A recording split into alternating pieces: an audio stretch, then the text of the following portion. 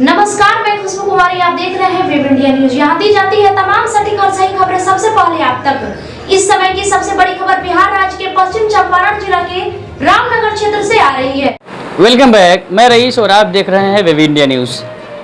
अभी मैं जिस जगह पर उपस्थित हूँ पश्चिमी चंपारण में, और मेरे पास इस पश्चिमी चंपारण के एक नायाब शख्सियत बैठे हुए हैं जो अपने परिचय के लिए मोहताज नहीं। जी, मैं मुखिया महासंघ के अध्यक्ष माननीय अफसर इमाम साहब जी के बारे में मैं बात कर रहा हूं। जो 313 इनके अंडर मुखिया जी आते हैं, अर्थात उन लोगों का सपोर्ट मिलता है, और 18 प्रखंड अध्यक्ष भी इनके साथ रहकर वर्क करते हैं। लेकिन उन 313 में से यह एक मुखिया महासंघ के अध्यक्ष हैं, जो जिला अध्यक्ष हैं। अर्थात इनकी जो है पहुंच डायरेक्ट, चाहे वो सांसद हो, चाहे वो आपका जो भी जिला अधिकारी जी हो, चाहे हमारे सीएम साहब के पास भी पहुंच होती है, और अपने क्षेत्र की उन समस्याओं को भी लेकर तो खड़ा होते हैं जिनके पैकेज में तो वो नहीं होता है, लेकिन अन्य जो भी अधिकारी हैं या जो भी प्रतिनिधि हैं उनसे यहाँ पर लाकर कार्य करवाते हैं। बहरहाल सर स्वागत है आपका हमारा वेब इंडिया न्यूज़ चैनल में। खासकर इस कुर्बानी के शुभ अवसर पर आप हमें सर समय दिया है। सर मैं चाहूँगा कि सबसे पहले सर आप अपना परिचय दें। मैं अफसर इमाम मुखिया जिला महासंघ के जिला अध्यक्ष हूँ। सर शुरुआत करते हैं सर। अभी लगभग 2 साल को पुगने में, कार्यकाल कुछ ही माह है कम सर। कौन कौन से सर आप अपने क्षेत्र में काम किए? हालांकि आपसे सर प्रश्न पूछना बहुत ही जिम्मेदारी है और दायित्व है सर हमारा पूछना कि आप मुखिया महासंघ के जिला अध्यक्ष हैं।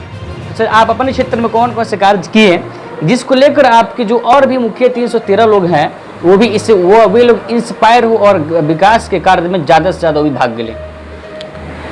हम लोग जब भी बैठक में जाते हैं मुखिया लोगों को ये हमेशा निर्देश देते हैं कि स्थानीय प्रशासन हो, जिला की प्रशासन हो, उससे मिल के जो पंचायत का मूल्य दायित्व है उसका निर्वाह करें, और बन सके तो जो पंचायत में जो चीज़ नहीं है अलग विभागों से, चाहे वो पटना से लाना हो, जिला से लाना हो, लाके अपने कार्यों को करें। क्योंकि काम ही के बल पे आप मुखिया जिंदा रहेंगे, जिससे जनता खुश रहेगी। और इस डेमोक्रेसी का, पंचायती राज का जो ख्वाब होगा ये आपके कंधे पर बहुत बड़ी जिम्मेवारी है। चूँकि ये इस ख्वाब को बापू ने देखा था और देश के युवा प्रधानमंत्री राजीव गांधी ने पंचायती राज को लागू किया था, और समय समय पर हमारी राज्य सरकार या केंद्र की सरकार पूर्ण रूप से इसमें बढ़ोतरी कर रहा है और इसका दायित्व को समझ रहा है, और पंचायतों को काम दिया जा रहा है। सर जो पंचायती राज है सर, इसमें तो हमको लगता है काफ़ी जो आपका जो नगर पालिका है या जो नगर पंचायत है या जो नगर परिषद क्षेत्र है, जो शहरी क्षेत्र हैं, तो कहीं ना कहीं सर इनमें सर जो हमारे जो पंचायती राज है ये काफ़ी सुविधाओं से वंचित है। इनमें सर किस प्रकार आपको इन समस्याओं से सर सामना करना पड़ता होगा? कहीं कहीं पे ये जनता चाहती है कि नाली का काम हो, लेकिन सरकार का तरफ से पॉलिसी हो जाता है कि नहीं लाइटिंग का काम हो, तो वहाँ पे मजबूर होकर नाली को काम को बंद करके और नाले के और लाइट के तरफ देखना पड़ता है। कहीं पे ये है कि डिमांड है जनता का कि फेवर ब्लॉक हो, और वहाँ पे सरकार का है कि नहीं अभी फेवर ब्लॉक नहीं, पीसीसी करना है या पीसीसी के जगह पे उसको करना है।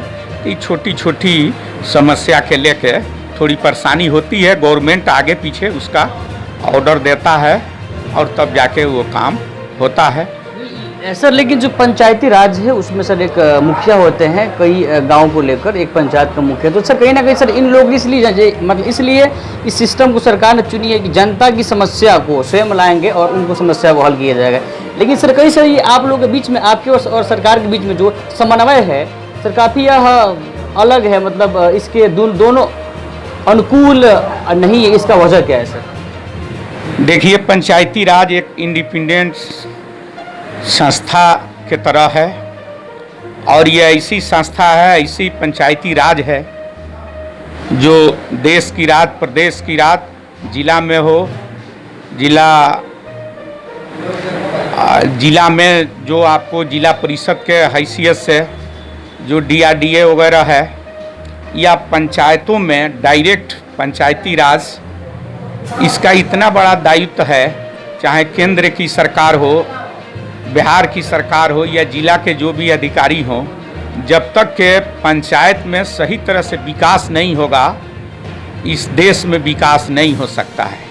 जैसा कि टाउन में, नगर पालिका में, नगर परिषद में वहाँ का जो चेयरमैन होते हैं, महापौर, पौर, उन लोगों की जो जिम्मेवारी है, सेम जिम्मेवारी पंचायतों में हमारे मुखिया का, हमारे वार्ड सदस्यों के ये जिम्मेवारी बनती है। सर अगला सर सवाल आपसे सर, जो सर आप अपने क्षेत्र में जो कार्य किए हैं, जो आपके फंड में तो नहीं है, जो आपके लिस्ट में तो नहीं, मतलब जो पंचायती राज के अंतर्गत तो नहीं आता है, जो डायरेक्ट राज्य से होता है या केंद्र से होता है या डायरेक्ट राजधानी से होता है या जो जिला से होता है सर, उस प्रकार के सर जो कार्य जो आप किए हैं, कुछ हम लोग मतलब कि जानकारी ली है, जैसे कि सड़क वगैरह हो गया सर, और जो कब्रिस्तान वगैरह का जो ग्राउंडिंग हुआ सर, इसके बारे में सर आप कहाँ का कार्य किए सर?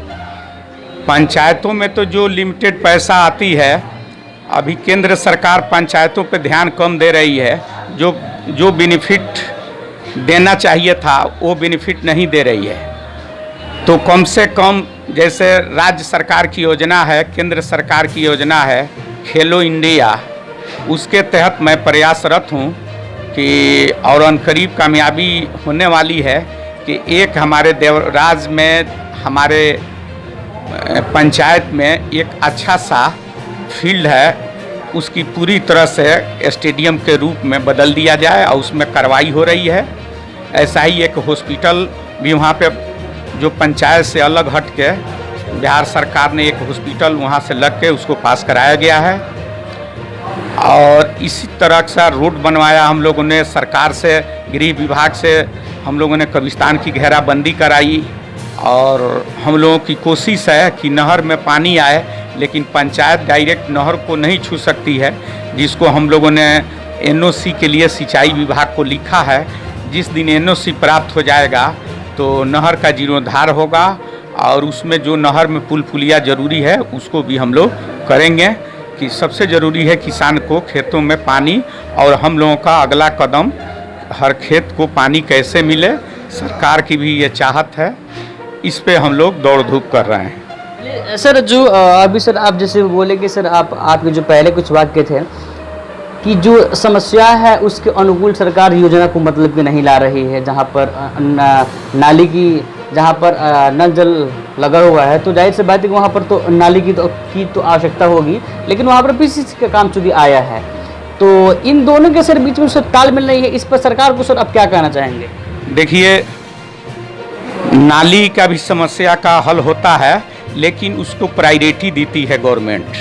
कार्य तो आपको लाइटिंग का भी देता है, नाली का भी देता है, सोलिंग का भी देता है, फेवर ब्लॉक का भी देता है और PCC का, लेकिन उसमें कैटेगरी बना हुआ है कि कब किसका आदेश जाएगा, आगे पीछे करके और फिर तालमेल बन जाता है और काम उसको हम लोग करते हैं। लेकिन उसमें थोड़ी सी परेशानी होती है, लेकिन वो काम प्रशासन के सहयोग से क्रियान्वयन हो जाता है। समस्या है जो पूरे बिहार का है, बिहार स्तर पर भी लड़ाई हो रही है, जिला में भी। जैसे पंचायत सरकार ने ये लिया है कि हर पंचायतों में पंचायत सरकार भवन का निर्माण होगा, लेकिन सरकार ने उस अधिकार को छीनकर LEO विभाग को जो दे दिया है, तो इसमें चूँकि विभाग के वजह से ज़मीन सही आवंटन नहीं होगा, मुखिया मिल के ज़मीन भी करवा लेते और अपना देखरेख में अच्छा काम करते। सरकार को इस पर नज़रसानी करनी चाहिए कि पंचायत के अधिकार को न छीन के पंचायती राज से पंचायत सरकार बनवाए। सर और आए 2-3 दिन के बाद बकरीद आने वाले सर, आप अपनी जनता को सर क्या कहना चाहेंगे बकरीद पर? इसमें हम पूरे मुखियागण को, पूरे जिला के मुखियाओं को मैं अपनी तरफ से हार्दिक शुभकामना देते हैं कि इस पर्व को मिलजुल के एक कम्युनिटी का पर्व नहीं समझ के इस देश का और सब लोगों के मानवता के आधार पर, और ख़ासकर जो लोग ये इस पर्व को मनाते हैं उसमें हंसी खुशी मिलके मनाएं। और बहुत बहुत शुभकामना ये इस पर्व की और इसके मनाने वालों को, और हमारे तरफ से तमाम मुखियागण को, प्रतिनिधि को ईद उल अजहा की बहुत सारी खुशियाँ, मुबारकबाद। धन्यवाद सर आपका सर कि आप अपना कीमती समय निकाल कर हमें दिए।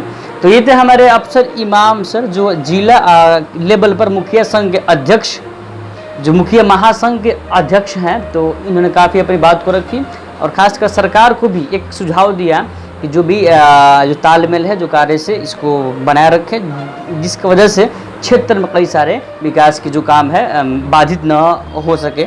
ऐसे ही खबर देखने के लिए विजिट कीजिए हमारे चैनल। मैं रईसुल आचम, कैमरा पर्सन कलीम कुरैशी के साथ web India news, west Champaran, Bettiah.